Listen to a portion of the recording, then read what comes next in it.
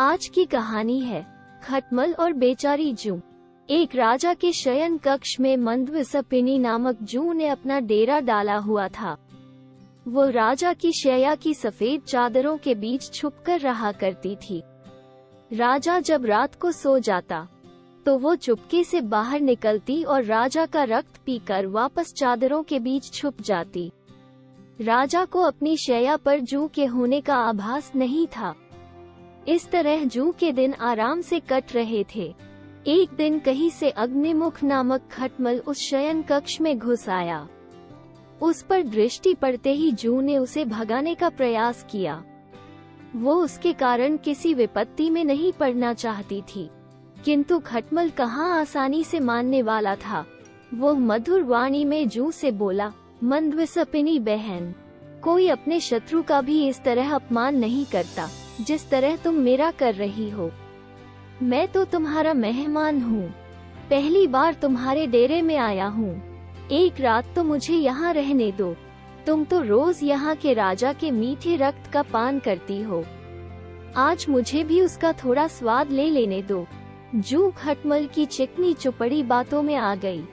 उसने उसे वहाँ रात भर रहने की अनुमति दे दी, किंतु साथ ही उसे आगाह करते हुए बोली, अग्निमुख, तुम यहाँ रह तो रहे हो, किंतु अपने चंचल स्वभाव पर तुम्हें नियंत्रण रखना होगा। राजा की जब गहरी नींद पड़ जाए तब मेरे रक्तपान करने के उपरांत ही तुम राजा का रक्त पीना, और ध्यान रखना कि रक्तपान करते समय राजा को कोई पीड़ा ना हो, अन्यथा हम दोनों मारे जाएंगे।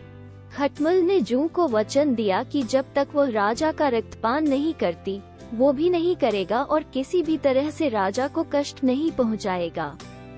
उन दोनों का वार्तालाप समाप्त ही हुआ था कि राजा शयन कक्ष में आ गया और दीपक बुझाकर चादर तानकर सो गया।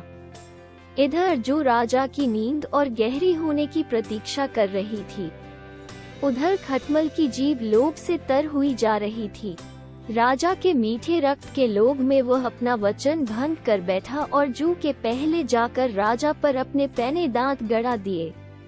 अचानक हुई पीड़ा से राजा तड़प कर उठ बैठा।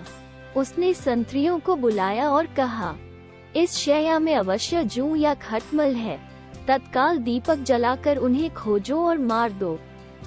संतरियों ने दीपक जलाकर चादर की तहें खंगालनी प्रारंभ की।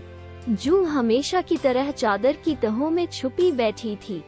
खटमल राजा को काटकर पलंग के पायों के जोड़ में जा छुपा था। संतरियों की दृष्टि जू पर पड़ गई।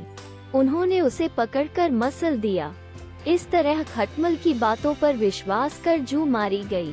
कहानी से यह सीख मिलती है, अज्ञात या विरोधी स्वभाव के व्यक्ति की चिकनी चुपड़ी बातों में आकर उन पर विश्वास करना हानिकारक है। उनसे सदैव सावधान रहना चाहिए।